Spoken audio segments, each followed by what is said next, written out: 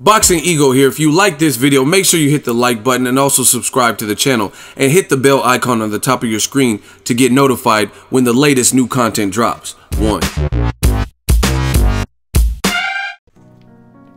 What up, Fight World? It's your boy Ego, and I'm back with some more boxing. Today is Monday. It's fight week, which means Boxingego Monday Mail Day MMD. Now, full disclosure, this video is probably not going to be as long as normal for Monday Mail Days, so I'm going to try to breeze through the questions. Monday Mail Day finna be a breeze, and that's because I have to pack and get ready, get all my gear, my supplies, because I'm going out of town.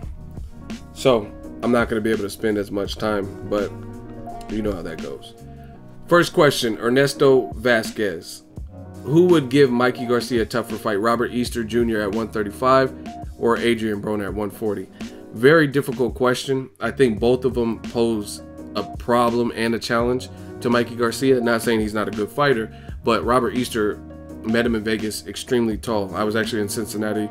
He was there too. He's like legit 5'11". So, and he likes a good inside fight. He has power, and he's gaining steam as a champion. If he beats Denis Shafikov or if he stops him, that would be highly impressive. So Easter definitely provides problems for anybody at 35. Jorge Linares, Mikey Garcia, Flanagan, Felix Verdejo, these are all good fights. I would say a slight edge to Broner, just because Broner is also skilled and he's the guy who's fought at higher weights. So I think that's going to be something that Mikey Garcia is going to have to adjust to, because Mikey's moving up 5 pounds. So given the fact that Easter and Mikey are in the same division already, even though Easter is a good fighter, tall fighter and stuff like that, I would say Broner, just because Broner's fought as high as 147 and he sat down guys like Sean Porter. So I would say that's a slightly harder fighter, but neither of them would be a cakewalk for Mikey Garcia. I think he would get some work, and if he won, he would have to put in work. It's not going to be an easy victory in either. Next question, Eugene Lloyd. If Ward wins, who do you think he'll fight next? Same thing with Sergey Kovalev.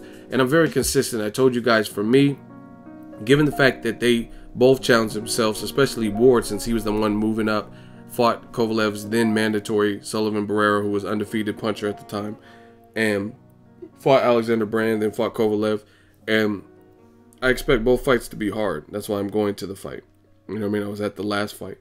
And ultimately, I think both guys, whoever wins this next one, deserves a light touch, like just a regular title defense. It doesn't have to be Adonis Stevenson. You know what I mean? It's not, if you think about it, I want to see either guy fight Adonis Stevenson, but what's the rush now?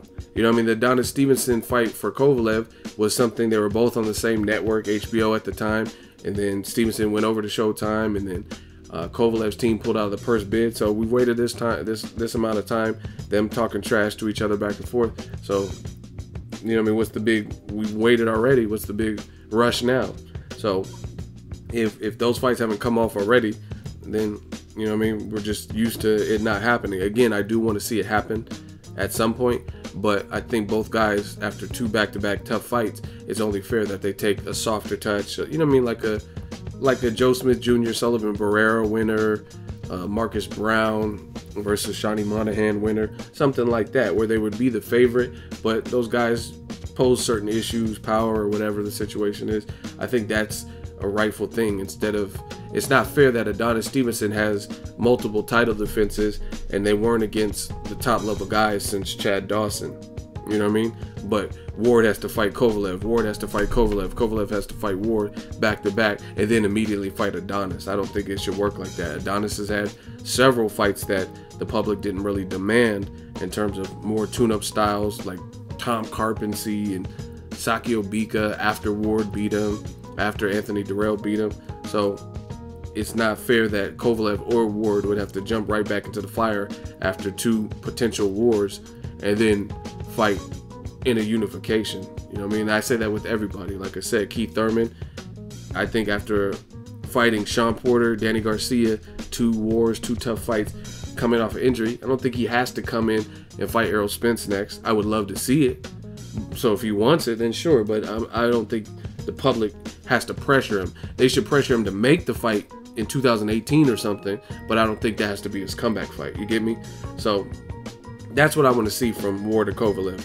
Them take a, you know what I mean, top 15 guy and then start making unifications in the bigger fights.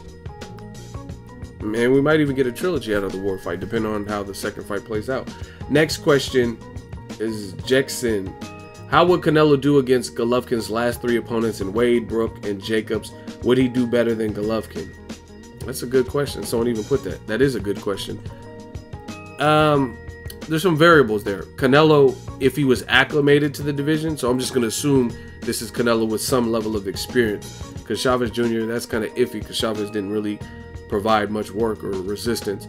But I think he would fare well with all 3, the toughest being Jacobs. I think Jacobs would be a tough out for Canelo based on Jacobs' size, the fact that he can move, the fact that he has power that you must respect, and he can box, and he has an amateur pedigree, and he has heart. So Jacobs could possibly beat Canelo with his size and with what he does well, because I haven't really seen Canelo's jab as consistent. Canelo has a good jab, but he doesn't use it as consistently, I would say, as Golovkin. And the people who say Golovkin won versus Jacobs, that's what they really said, he won off of the jab. You know what I mean? So that would be an uphill battle for Canelo. But as far as Wade, I mean, he had a split decision with Sam Solomon. So if he was acclimated, I think Canelo's the more skilled fighter. So I think he would chop him up. I don't know. I don't really. You say, would he do better than Golovkin? That's kind of hard because Golovkin got him out of there. And I was at that fight, covered that fight live in the forum. He got him out of there in 2 rounds. So I don't know. I don't think Canelo went like 9 rounds with Liam Smith. So I don't think Golovkin, you know what I mean? I don't think, I think it's a stylistic thing. Golovkin's style, since he put so much pressure on you and he has the power, he's going to get you out of there quicker. So if that means better because he got him out of there sooner, then Golovkin wins. You know what I mean? Same thing with Brook. I think Canelo would beat Brook. I think he's too big and jumping up in weight and stuff like that. Canelo, he's strong, but I don't know. It just depends on, I guess, what you think. Would he do better? If you're talking about would he get him out sooner or win more one-sided, I don't know. That's up for debate. But I think Canelo has a good shot against 2 of the 3. The toughest being, like I said, Jacobs. That would be a very hard fight because Jacobs is pretty tall. You know, I've seen him, and Golovkin, I've been next to him too. Golovkin is considerably taller than Canelo, and Jacobs is taller than Golovkin. So what does that tell you? You know what I mean? When Golovkin was in the ring, he was kind of towering over Canelo.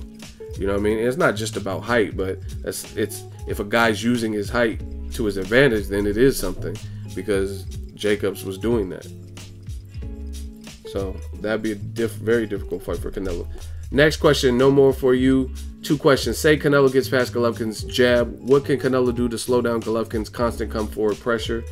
Second question, how do you see a fight between prime Mike Tyson and Deontay Wilder go down? I don't know. That's the second one's a hard question because they fight kind of different. I would go off Mike Tyson because if it was like prime for prime and it was focused Mike Tyson, I think he was really hard to beat.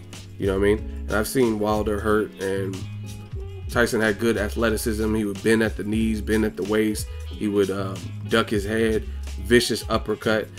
Wilder being so much taller than Tyson, I think he would shoot that uppercut for sure.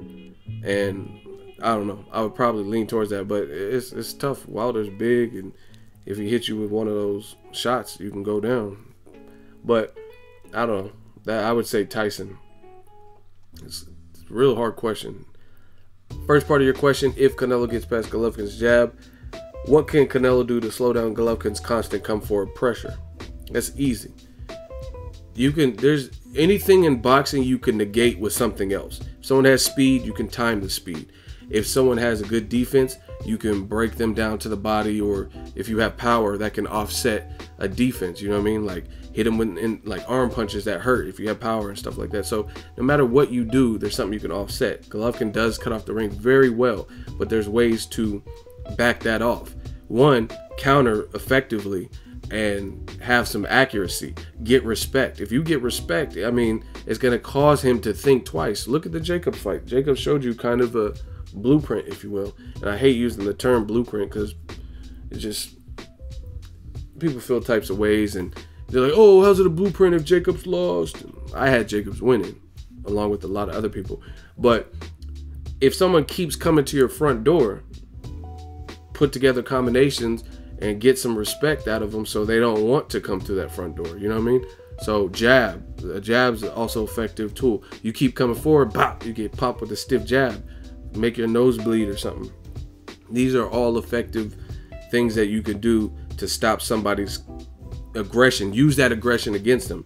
And good countering does that. You look at Floyd Mayweather, one of the best in the business of matadoring aggressive fighters. What does he do? You know what I mean? He pot shots them. He has accuracy. He has speed. And he has a jab. Things like that. And it'll make people think twice. So Canelo just has to time Golovkin and just get his respect. So you know you can't just walk up on me and start unloading your shots. Next question, West P. Which current champion needs to step up their competition? Someone commented Pac Man and Superman for sure. Those, I like those. Pac Man fighting Jeff Horn for the WBO belt. Not a fan of that fight. And like I said, it's funny because when I say it, I'm so criminal and I have hate in my heart for Pacquiao and all this stuff. And then Freddie Roach basically corroborates what I said, and I did a video about it. He did an interview with the Manila Times and said that Jesse Vargas, the guy that Pacquiao just beat for the belt, is way better than Jeff Horn. You know what I'm saying? So you're proving my point. Pacquiao's own team, Justin Fortune, Freddie Roach, they're proving my point. They're not selling the fight and saying, oh, Jeff Horn, who knows, with his age and his power. They're telling you, like, man, the guy we just beat is way better than him. So why would I believe in the fight when Pacquiao's own team doesn't really believe that Jeff Horn is going to present any issue? You know what I'm saying? It's funny. And Freddie Roach is bad with that. He did it with Chris Algieri. He's like, oh, Chris Algieri, Pacquiao sparring partners are better. Like, why y'all fighting him then? Doesn't even make sense. You know what I mean? If everyone's so good, and that's what happens when you belittle your competition so much, it gets to the point like, okay, why are you fighting him then? You know what I mean? And it's one thing if you're saying it just to taunt him, like Floyd Mayweather does that, where he'll talk about, like, Oscar, you a bitch. You know what I'm saying? But Oscar's a gold medalist. So even if he calls Oscar names, or Shane Mosley, oh, Shane Mosley got a fake nose, we all know these guys are good, proven fighters. You know what I'm saying? So that's a little bit different. That's just kind of trash talking and getting under their skin. But Jeff Horn is an unknown commodity. So it's not like he has this deep resume like Cotto or something. So we know how good he is, and Freddie Roach is just trash talking. We don't know how good he is because we haven't seen him fight anyone beyond a 41-year-old Randall Bailey, who lost to Miguel Cotto, who lost to Devin Alexander, you know what I'm saying? Who was losing to Mike Jones. Mike Jones! So, man, get out of here. And Adonis Stevenson, that's another good one. He's been a champion. He has like a ton of title defenses, and most of them haven't been the title defenses that the fans would want. Even like Joe Smith Jr., Sullivan Barrera winner, I think would be a step up for Adonis Stevenson. I think that would be a step up even from like a Thomas Top Dog Williams, because both guys, whoever wins Joe Smith versus Sullivan Barrera, has proven more than Top Dog. Top Dog was in a war with Edwin Rodriguez and he knocked him out, but he was badly hurt in that fight. I was there live at the StubHub, so he didn't have the same type of experience. Joe Smith Jr. just knocked the legend out of the goddamn ring, Bernard Hopkins, and then before that beat Andres Fonfara and set him back, right? Sullivan Barrera's been in there with Andre Ward, lost, then came back, beat Shabransky, and had a couple other wins. He beat Cairo Murat by stoppage, stuff like that. So even the winner of that would be a step up from Tom Carpenter and stuff. So I like those. Next question, Rafael Maciel. Yo, Ego, what do you think of a potential matchup of Jermall Charlo versus Canelo? I think Canelo's incredibly skilled and can beat most 165 or 160-pound fighters, but I just keep thinking Jermall is one of the few that can beat him. Thoughts? You might be right. I'd have to see it. I would love to see it. Jermall is a beast. His size, Canelo's like one of the shortest big names at 160. You know what I mean? And I don't know if Canelo has as much power as David Lemieux. Like, don't get it twisted. I know fans get mad. What? Canelo has power? I never said Canelo didn't have power. I said I don't know if he has as much power as David Lemieux. I would rate David Lemieux's power higher at 160. You know, at least at the moment, to otherwise proven. if David Lemieux was hitting Julio Cesar Chavez Jr. with as many shots as Canelo was hitting him with, Chavez Jr. might not be standing up, and his face might look even worse than it already did versus Canelo. So I don't know. You know what I mean? And that's the difference. So David Lemieux's short too, but he's clearly probably the biggest puncher, if not one of them. So it's not just about tall versus short. He's new to the division. So any way you slice it, Jermall Charlo, I don't think he would go easy. That would be a competitive ass scrap. And like, let's be real, Canelo has struggled with the same thing. Athletic, oftentimes black or Afro-Cuban, like Edeslandi Lara fighters. Rhythmic, slick style fighters. And I see a bit of slickness in Jermall Charlo. Not necessarily that he uses his legs as much, but he might be able to do that if he wants. You know what I mean? Because you don't want to really get in a shootout with Canelo. That's his bread and butter. But if you incorporate some lateral movement, plus you have power, plus you're picking him off, like I said, one thing that really impressed me with Jermall Charlo's last fight with Julian J. Rock Williams is he countered with an uppercut and landed on the money and badly hurt and set up a knockout. That takes a level of timing and skill. You don't just do that on accident. You know what I mean? Someone's going to punch you, and then you come from down under, you know what I mean, and counter with the uppercut and hurt your opponent and still evade the shot that you were about to get hit with. So that would be, I tell you, all them dudes, honestly, I think Jacobs and Charlo are more difficult fights for Canelo than Golovkin. And Golovkin might be able to beat Canelo. I don't know. But based on what Canelo has struggled with, I think Canelo's styles fares better with Golovkin, because Golovkin's a lot of come forward straight. You know what I mean? He's a lot of come forward straight pressure, whereas Jacobs and Charlo have showed a bit more slickness and athleticism and just overall speed, be it foot speed, hand speed, stuff like that. So I think that size, the height, the athleticism, the speed would give Canelo a lot of problems. That's just my honest opinion. Next question, Drew Jackson. Sub Ego, what's next for Ward Kovalev 2 winner? If Ward wins, I would imagine a tune-up, Stevenson, and then retirement. I only put retirement because he mentioned it before the match. If Kovalev wins, Kathy Duva says she doesn't want to work with Team Ward again.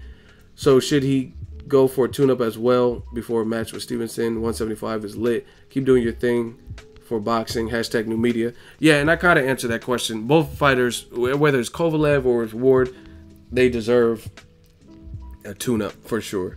2 wars, 2 fight-a-year potentials. I mean, we have to see this Saturday, but yeah, they definitely deserve a tune-up. I wouldn't fight Stevenson right away. And like I said, it's unfair for Stevenson to have been able to fight whatever level of competition he's been fighting.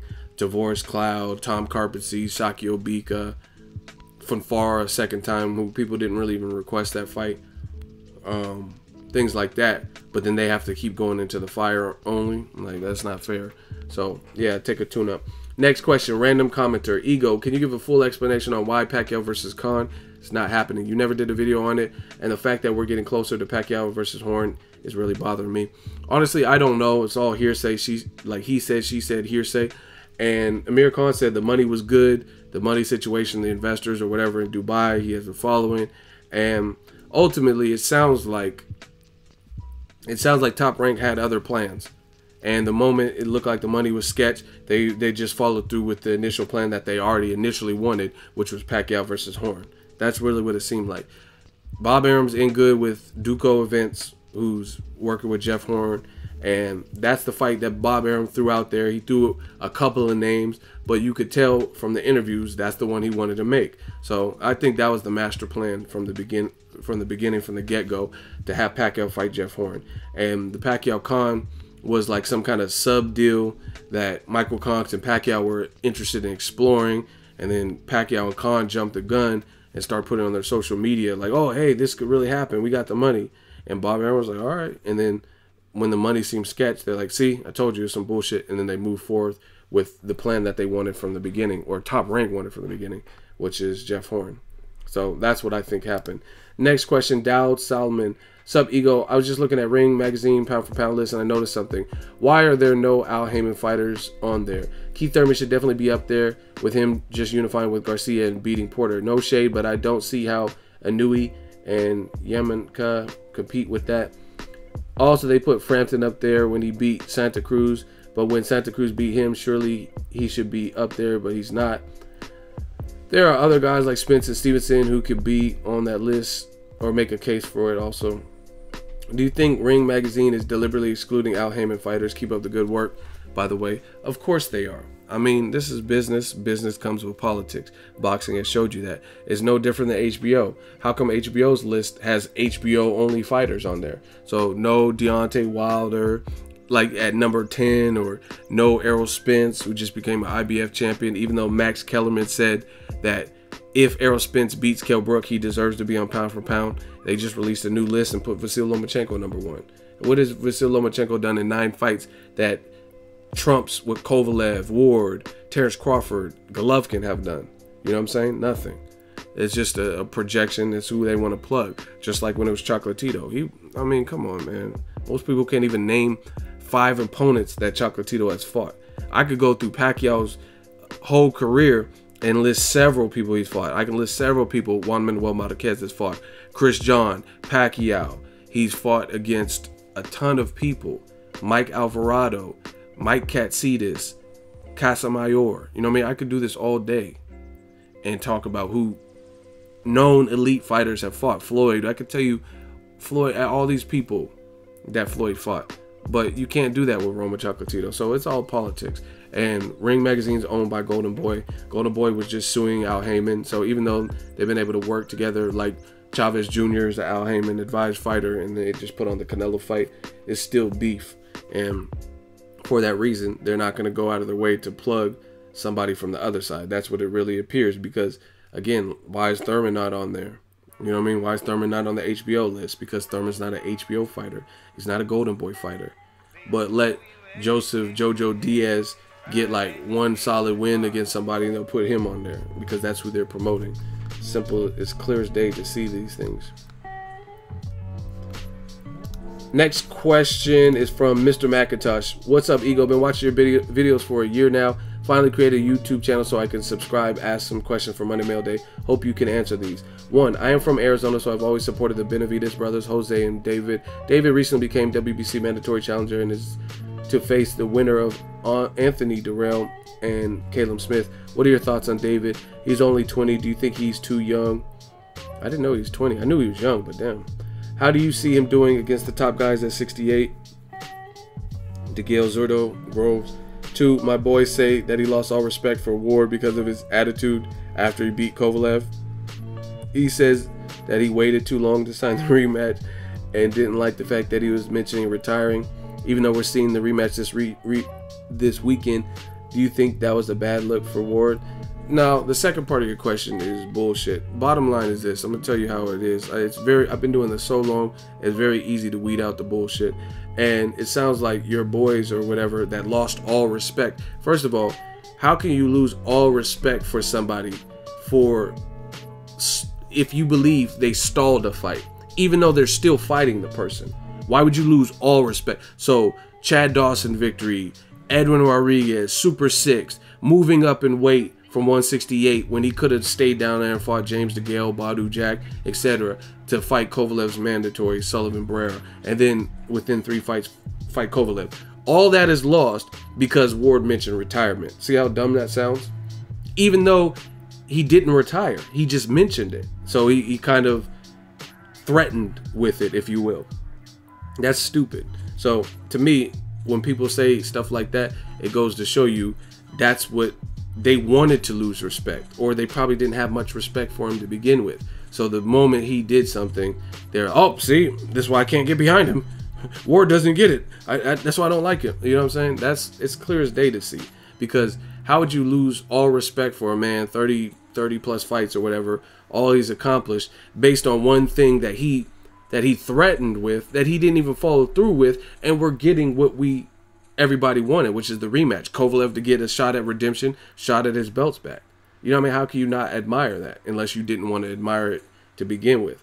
You know what I mean? Meanwhile, Vasyl Lomachenko, Mr. HBO #1 pound for pound, has yet to face the guy that beat him in his 9 fights, right? Orlando Salido. And Salido is, they're talking about maybe fighting this year, but he still hasn't fought him. That was years ago. And he still hasn't fought him. Ward threatened with retirement, but like I said, he didn't follow through with it. I mean, he's a person. People have moods, and he's full well entitled to feel how he feels in a certain way.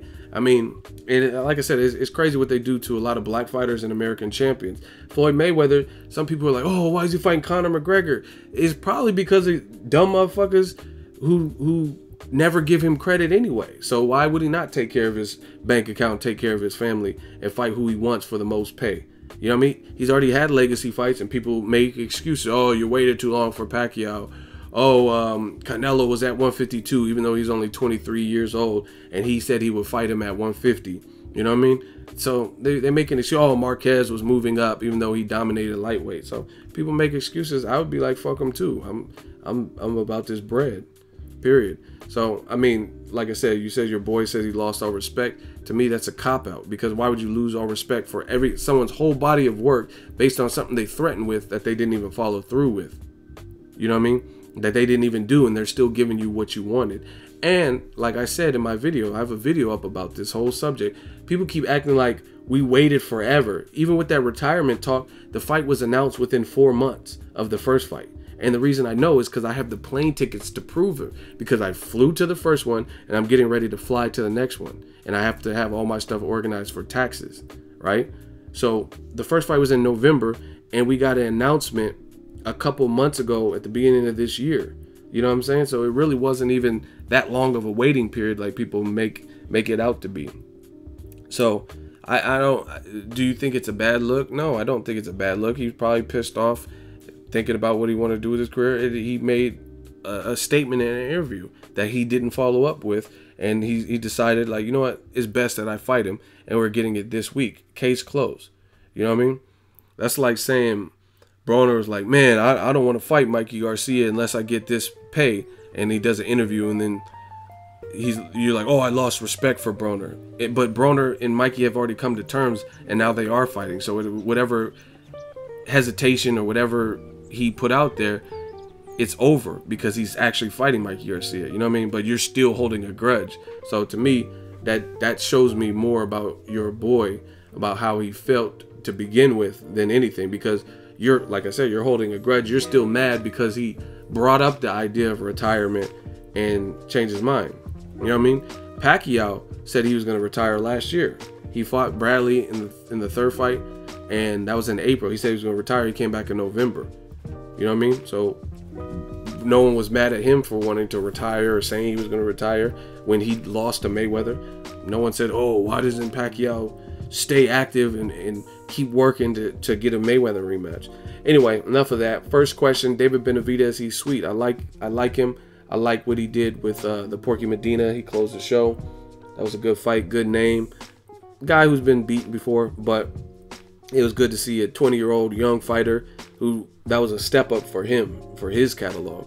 And he handled business, and he ended it with the fucking E Honda 100-hand slap. I've seen him live at the StubHub. It was on the Berto versus Victor Ortiz 2 card. He had a knockout then, so I just want him to keep trucking. And I don't do many predictions about how someone's gonna do. Is like, all that stuff is premature. This is Boxingego. This is ego speaking. This is not HBO. And ultimately, time proves everything. Like, there's a subtle few people where I feel like, given a very limited resume, I can vouch for them. You know what I mean? Like Errol Spence is one of them. Terrence Crawford. And so far, I've been right. They're both undefeated, and they both had good victories under the belt. But those were two guys that I seen early on. I'm like, oh, these dudes are going to be nice with it. You know what I mean? But for the most part, I don't really forecast somebody. Like, I think David Benavidez, for what he showed, he looks like he'd be competition for all those dudes. Zordo, George Groves, definitely. DeGale, you know what I mean? He looks like he could do well, but ultimately we just got to keep watching and keep seeing more, see more growth, because some guys show growth, and then they step up in competition, and then it's just like, puh, and they just plateau, and they never really get over that hump. And then some guys, like Errol Spence, they step up to the competition, and then they hit the accelerate button and pass with flying colors. So as for now, I like Benavidez, and I just want to see him keep growing. Next question, Nathaniel Estrada. Ego, I just watched Brandon Rios' comeback fight, and as expected, he brought that pressure. He comes forward with that, has brought him success. Looking to the future, I really want to see Rios versus Provodnikov. How would you see that fight turn out if it were to happen? That's a fight I wanted to see years ago. I don't know how it would happen now, because that fight is kind of... Both guys have had setbacks in their recent career. Ruslan got outboxed by John Molina. Let's be clear. And he got tore up by Matisse. He did all right in the second half, maybe, when Matisse threw his best stuff and Ruslan was still there. But that's a pick'em fight. You know what I mean? I want to see Rios versus Victor Ortiz. Just in that grudge, get that out the way. I want to see that. The Ruslan fight's cool, but Ruslan, since the John Molina loss, he threatened with retirement, which nobody got mad at Ruslan for. But I haven't seen him back in the ring, so I don't really know. And Rios' opponent, I don't even really know who that guy was. So it's a good win, and that's the type of fight he should take. He's been on the shelf. He left Top Rank or got dismissed or whatever happened, and he didn't fight since the Tim Bradley stoppage loss. So he needs to come back light, and he did that. So he has to build from that. But Rios, Provodnikov, Rios, Ortiz, all those fights to me are kind of 50-50 because they're all about the same level. I would even like Rios versus Amir Khan, to be honest. You know what I mean? Maybe both of them take one more fight and then meet up. So Rios gets good pressure. Amir Khan struggles with pressure, but Amir Khan can also box the fuck out of you. So, and he's way faster than Rios. So I would even dig something like that. That's just my thoughts. Next question, Johnny Ray Lopez. Hey, Ego, I'm watching the Rios versus Herrera fight while I'm posting this. I think Rios versus Matisse would be good because they both lost to top guys and are coming off layoffs, but can be interesting together. Oh, and I think they said during that card that Broner Garcia winner getting a Pacquiao fight at 142. That's the first I heard of it with the actual weight too. So let me know your thoughts. Yeah, I heard about that. Like that's something they want to pursue. Mikey Garcia or Freddie Roach said that Robert Garcia, Mikey Garcia's brother, went to his gym and said, "Hey, we want Pacquiao." And Freddie Roach also said Danny Garcia said that. So yeah, Broner Garcia winner can definitely fight Pacquiao. I was at Broner's last fight in Cincinnati. He got on the podium. He said now they talking right. They offering him better money. So obviously the winner of Broner Garcia is a big fight for boxing. It's a fight that should have a lot of eyes on it. So the winner does deserve another big fight. So I like it. As far as Brandon Rios and Matisse, let's see it. It's another similar situation. Rios Ortiz, Rios Provodnikov, Rios Amir Khan, Rios Matisse. That's my list. All those are good fights for him. Next question, Abel Mihari. What's going on, Ego? Your work has been outstanding and truthful. Thank you.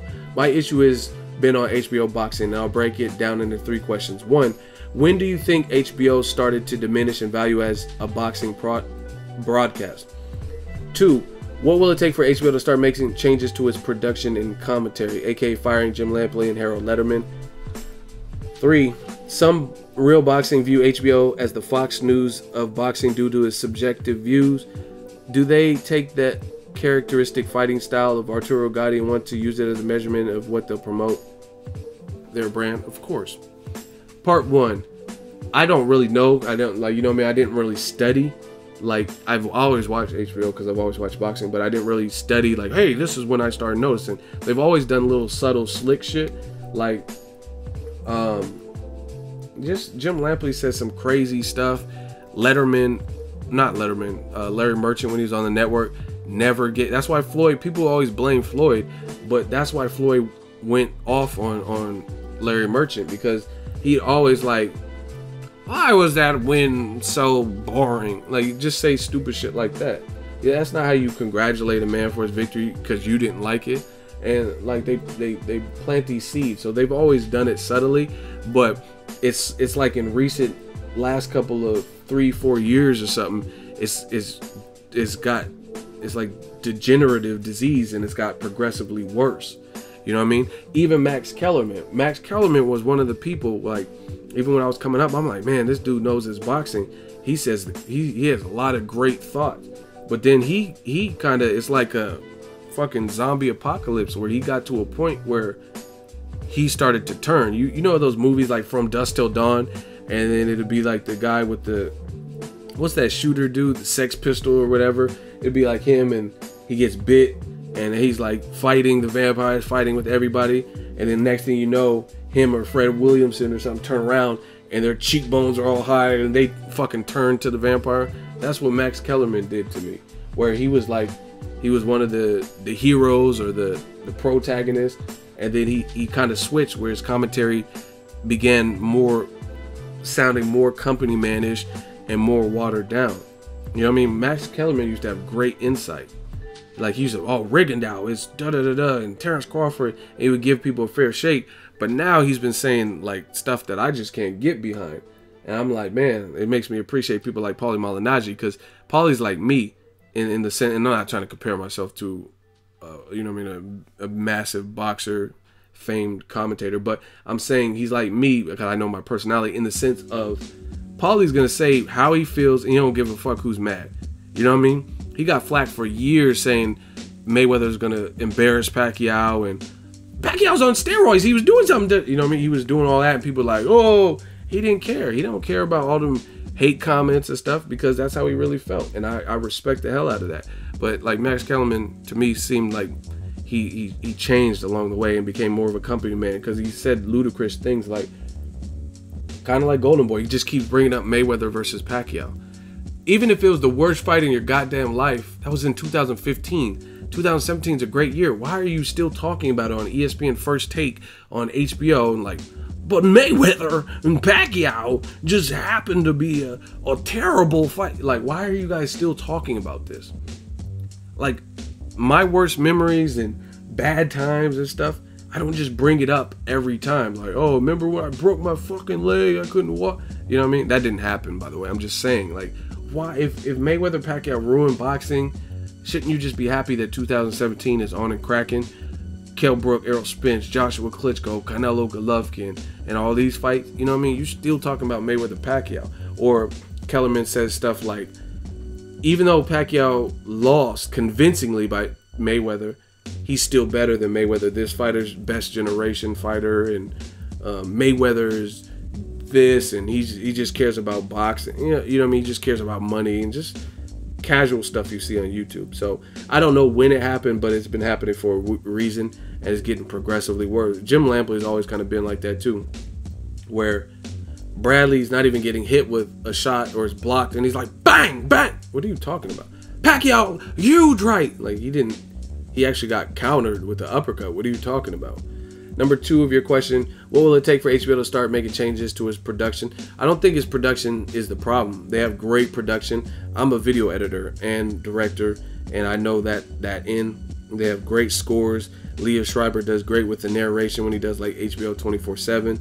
The cinematography, or director of photography, whoever's doing their work and they're filming, they get good shots and good B-roll and all that. So I don't really have a problem with the production. Even the stuff like the lower thirds and the on-screen graphics and the you know what I mean, teletape, all that's good. So production is not an issue at all. Commentary is the issue, and the only one I even really listen to is when they have like a former fighter, a current fighter, like a Roy Jones Jr. I just kind of tune the other stuff out. And the last part of your question, yeah, it's the whole Gotti list. Like, rest in peace to Arturo Gotti, but Paulie Malignaggi said in the interview that's on the channel, he's like a lot of people, they confuse, like, Arturo Gotti, he was a great fighter, fun fighter to watch, but he was never going to be pound for pound #1. And that's exactly what it is. People are over glorifying, like, this is not a Rocky movie, Rocky Balboa and stuff like that. That's great, and Rocky series is one of my favorite. Rocky 4 is one of my all-time favorite movies, but as a boxing fan, I'm able to separate the fact that that's a movie. Fights don't really happen like that, where you just get beat to death and your eyes are swollen. I mean, rarely or sometimes it happens, but that's not what boxing is about. Just Drago! And getting beat the fuck up with no defense by a guy who's 6'5", and Rocky's like 5'9", and then he comes back miraculously, and both guys could barely throw a punch, and it's like a piece of iron. Like this, that's not what, but that's what HBO seems to want to market, and they're trying to, like I said in a past video, Canelo versus Chavez Jr. was supposed to be all that and a bag of chips, and most people didn't see, even if they had Canelo winning beforehand, most people didn't see it being a boring fight. And that was extremely boring because nothing was happening. There was one guy who wasn't giving any level of resistance or showing any level of skill to get out of the way of shots or to counter, even throw punches. You know what I'm saying? So even though on paper that was like a fight that promised action, it didn't deliver. You know what I mean? So there's no formula to this. Ward Kovalev, people said that it was going to be a boring run clinch fest. And that was actually one of the best fights in 2016, especially out of the high profile ones. You know what I mean? So you can't map it out. You can't map out just because you put two action style fighters. That doesn't mean, because truth be told, if you want to be serious, Ruslan Provodnikov versus Lucas Matisse, I thought for sure somebody was going to sleep. And that fight got kind of dull after a while. Like, oh, the first 2 rounds, like, yeah. And then it just got kind of boring. Nothing was really crazy was happening. The better box, like usually when you have two notorious punchers, the guy who could box even a little bit better is going to show that. And that was Matisse. You know what I mean? So he just went to boxing, and you know what I mean? There's nothing crazy or athletically, like no crazy moves, or you know what I'm saying? So it got kind of monotonous. But yeah, HBO wants to push this narrative, like everything at Gotti list. You get rewarded for damn near like getting your ass beat in boxing on HBO. Like Francisco Vargas, okay, he's a warrior, but he's been in 3 tough fights, and back to back, in 2 of them he arguably lost to Salido, and he did lose to Miguel Berchelt, and he lost his title. So you know what I mean? It's like HBO's way of rewarding the loser. Like Donaire, oh, he's on the Gotti list. Okay, but Rigondeaux schooled him and waxed him and had him moonwalking, covering his eyes, seeing double, and making excuses after. So why are we rewarding, instead of rewarding the winner, we're rewarding the guy who lost? You know what I mean? Felix Diaz showed massive heart versus Terrence Crawford, but he got his ass beat. So, oh, Felix Diaz is on the Gotti list. Like, you can lose every fucking round and be on the... Chavez Jr. need to be on the Gotti list. Canelo fucked him up. You know what I mean? But he showed heart. He didn't get knocked down. Put him on the Gotti list. That's stupid to me. I don't care about no damn Gotti list. It's like, I'm not even trying to be rude or like insensitive or not politically correct, but it's like a kind of like a, when somebody has like a handicap or something where they did good for them, you know what I mean? Like, oh yeah, like, you know what I mean? You did what you could do, and or like a kid that's slow or something, so you have to be like, oh, you did it, you whistled, you know what I mean? And you have to give them credit for that, because like, oh, you tried and you were able to do something. You know what I mean? That's kind of what it reminds me of when it comes to the Gotti list. You can lose 12 rounds but show heart, you're on the Gotti list. That's stupid. You know what I mean? And to me, it's actually some of the people that have been on the Gotti list, it's almost an insult to Gotti. You know what I'm saying? Because Arturo Gotti, Mayweather was dogging him, and he still wanted to fight. Chavez Jr., he was tough, but he didn't show massive heart to me. So why would you put him on a Gotti list type of thing? You know what I mean? He didn't show that Gotti spirit. He just was in there to survive. So yeah, they are similar to the Fox News. It's just everything radical. Like, I mean, you could tell who they want to win in almost every fight. You could tell they don't want Jacobs to win. They want Golovkin to win. You could tell they want Kovalev to win, and they don't want the Ward to win. You could tell they want Vasyl Lomachenko to beat Nicholas Walters. It's just, you could tell in the commentary. You could tell Carlos Cuadras, I thought that fight was super competitive versus Roma Chocolatito, and Gonzalez wasn't looking good at all in the second half. His eyes were swollen. He was slowing down. His work was getting sloppier. But Harold Letterman, okay, Jim, Chocolatito is just winning every round. I'm like, no, he's not. What are you talking about? And that's, like I said, tell the truth. Tell the truth. You guys can do whatever, but when you see channels like mine start taking off and getting massive respect at these fights and stuff, you'll know why. Because I'm keeping it real. I don't care if you're black, white, Mexican, purple, Asian, Puerto Rican, I don't care what you are, green, tall, small, male, female, dog, cat, I keep it real. And I tell you what I see, right or wrong. You know what I'm saying? Like if I get a fight prediction wrong, I'll live and die by that. I don't care about that type of stuff. But I'm always gonna, I get paid by YouTube and Google. YouTube, every month when I get my check, it doesn't tell me like, oh, you got to talk about more HBO fighters. Oh, you got to big up Al Heyman fighters. Or you got to talk about Golden Boy fighters more. Like I can talk about whatever I want. I do it with respect, and I'm a true professional. I'm a tough competitor. You know what I'm saying? So these other entities, you can tell they have agendas. Point blank, period. I like HBO production and stuff like that, but they could definitely use a facelift with their programming. Not in the sense of the video production side, but the commentary. Like, just tell the truth. How is Lomachenko #1? Honestly. Right? And they're making it look bad because I posted it. I might even make a video about this. I posted on my Instagram. I got like 65,000 plus followers or whatever on Instagram. And I said, I just asked a question. I didn't even input my thoughts. I said, HBO says Vasily Lomachenko is #1 pound for pound. Do you agree? Read the comments. Go look to it.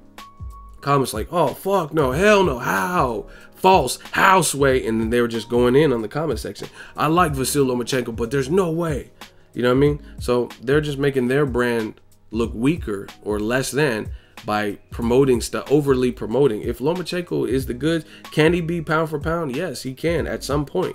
If he keeps doing what he's doing, he can definitely do that. He has the skill. But at age 29 or whatever age he is with 9 fights, you can't put him in the #1 slot. That's offensive. You know what I mean? Just like ESPN, they put Golovkin and Chocolatito in the best 25 in the last 25 years. You don't know shit about boxing because Chocolatito just lost his last fight on paper, and Golovkin arguably lost his last fight. But he's above Miguel Cotto, who has a great resume. He's above Winky Wright. You know what I'm saying? It's just too premature. So it only hurts them. Next question, Smoke D's 2. What up, Ego? I know you don't cover kickboxing, but if you heard the situation in Glory 42 last night, I wonder what your thoughts are regarding that fight. I don't know how to pronounce it. In Gregorian knockout, and the fans who came into the ring to assault. He did nothing wrong in my opinion. All the sucker punch is totally misleading. I thought that was the other team's corner, and then someone said, no, that was fans. That's bullshit, because he did what he was supposed to do as a fighter. It looks brutal. The guy's face was leaking, but he made a complete rookie mistake, getting hurt to the knee and casually walking off like he's going to collect the mail or check the mail or something, and he turned his back and he's walking away. You don't know what your opponent's doing. You're a fighter. You know what I mean? And we have situations like Daniel Twitch Franco, who's now in a medically induced coma. We don't like to see that. Real boxing fans, they don't want to see that happen. But this is a combat sport, and it's either you or them. And if you hurt somebody, you're programmed to finish them off within reason. Like if he would have took a knee and then the dude's just like, bah, then that's fucked up. Like even Ray Mercer, he had his opponent hurt and his opponent was through the ropes, and he ran up. He did like a running, like baseball bunt swing, and he ran up and hit him through the ropes, and then the dude flipped. Like that's a little bit excessive, but you know what I mean? You hurt someone in the knee and they turn their back, you don't know what the fuck they're doing. So you got to get them out of there. Protect yourself at all times. So I seen it. I posted on Instagram. It's getting a lot of traffic. And he didn't do nothing wrong as a fighter. That's what a fighter's supposed to do. Like I see fighters throw a knockout punch like a right hand, and then they're following up with the left hook. They're programmed to do that. So even though the first punch hit them and they're starting to fall, they didn't know that. So they're already in the process of throwing the left. And if it connects, then they get that second shot. You know what I mean? It's just what it is. Next question, Keon Turner. Ego, what things different do you think Ward will have to do this time to beat Kovalev more decisively? Just be smart. I thought he came out real aggressive, maybe underestimated Kovalev's power and ability to box and counter, and he paid for it in the second round. So just stay safe early. Have a game plan. If the game plan ain't working, switch to something else. Just what champions do, basically. Go to the body. That seemed to be very effective. And 2 more questions. The Secular Terrier. Hey, Ego, would just like to say that your content has sparked the idea for me to get back into training. So big thanks. That's good to hear. Thank you. Keep up the good work. What's your opinion on Eubank Jr. fighting Arthur Abram? I feel as if it's quite a decent step up in competition, considering he's a former world champion who's only lost to credible opposition. And do you think that traits like incredible work rate and consistent inside work and constant uppercuts Jr. possesses would be the downfall for Triple G, considering Triple G doesn't really have inside game and is essentially a sucker for the uppercut? Love the content. Keep up the good work. The Eubank Abram, it's an okay fight. You know what I mean? I'm not jumping on my seat, but it's his title defense, his second fight at 168, if I'm not mistaken. So, you know what I mean? It is what it is. I don't really... Arthur Abram arguably lost to Martin Murray. He lost to Gilberto Zurdo Ramirez. He lost to Ward way back in the day. So I don't really consider Abram who he once was, right? But it is what it is. I mean, Eubank doesn't have much experience, and it's a step up from Reynald Quinlan. You know what I mean? Still a known name, so to speak. So we'll see. As far as the Golovkin, I'm not really even worried about the Eubank Golovkin, because I feel like he already had his opportunity. He's no longer at 160, so there's a chance he could puzzle him, but the fight's not being made. And now Golovkin has another man staring in his face, and that's Canelo. So we don't know. It doesn't even make sense to even worry about Eubank at 168 when Canelo and Golovkin are happening next. James Gordon says, have you ever seen Evander Holyfield versus Dwight Muhammad Kawhi? Yes. I grew up in Atlanta. I remember going to the Omni. Andre 3000 said in his song, and the crowd goes wild as if Holyfield had just won the fight. I'm not saying that was the fight he was talking about, because the fight was in 86, but Evander was the shit. See, that's not even a question, but yeah. Holyfield just did an interview recently, and he said that was his toughest fight ever, and he contemplated not fighting after that. So I'm going to read one more question, because that wasn't really one. Brian Olia gets the last question. Final question. Ego. De La Hoya is always contradicting himself with many things. True. One thing that I found interesting was that in an interview, he stated that he's happy with the turnout of his career because he has fought the best in their prime, even if he took all those L's. He says, but I speculate that he advised Canelo to not prioritize his opponents, but to approach boxing into a more business aspect of things, since Canelo hesitated with a few decisions in his career. What are your thoughts on Canelo's career making decisions so far? I'm not gonna go in on Canelo, because he's doing what's right now. 2016 he wasn't, but he's doing what's right for his career now, fighting Gennady Golovkin. So that's what matters most to me. He's back on track, taking a tough fight that he could lose. So it is what it is. I mean, De La Hoya, his boxing career is great. He's an Olympic gold medalist. He did fight everyone, win, lose, or draw. But he's a promoter now. So, I mean, all these promoters, I expect them to do what's in the nature and what's in their company's best interest. HBO, even if I don't agree, even if I call it out, I mean, ultimately, that's human nature. They're going to do whatever. Golden Boy's going to tell you that David Lemieux versus Marcos Reyes is one of the best action fights, because that's their fighters. It's on their fight card. So it is what it is. I don't even really... De La Hoya can say whatever he wants.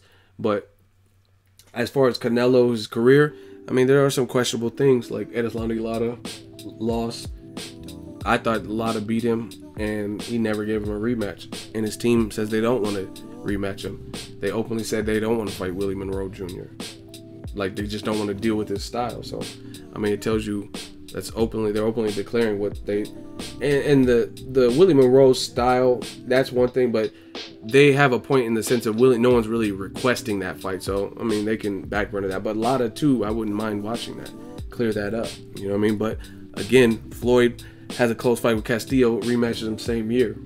Ward has a close fight, like the comment earlier, and the guy that lost all his respect for Ward for threatening with retirement, but he announces that he's fighting him within 4 months. You know what I mean? But Canelo never has to rematch Erislandy Lara. It's funny to me. So, I mean, it is what it is. But like I said, Canelo's doing what's right now, and that's the most important. And I don't know. I don't know if De La Hoya is pulling the strings, because Julio Cesar Chavez Sr. said Canelo's the one that makes the final. He says De La Hoya, I always thought he was the one pulling the strings. In the build-up for the Chavez Jr. fight, you got to go back and listen to those interviews. He said, I thought De La Hoya was in charge, but I now see that it's Canelo. Canelo's the one that wanted the catch weight of dropped, and he's the one that's making the final choices. So I don't know. That's all he said. She said that is Monday Mail Day. It's not going to be as edited, and it's not probably as long as normal, and maybe as in depth. But I have to pack. Let me know how you think. I'll be back on track. Make sure you share the video, like the video as always. Hate, comment, and subscribe. Till next video, is Ego signing off.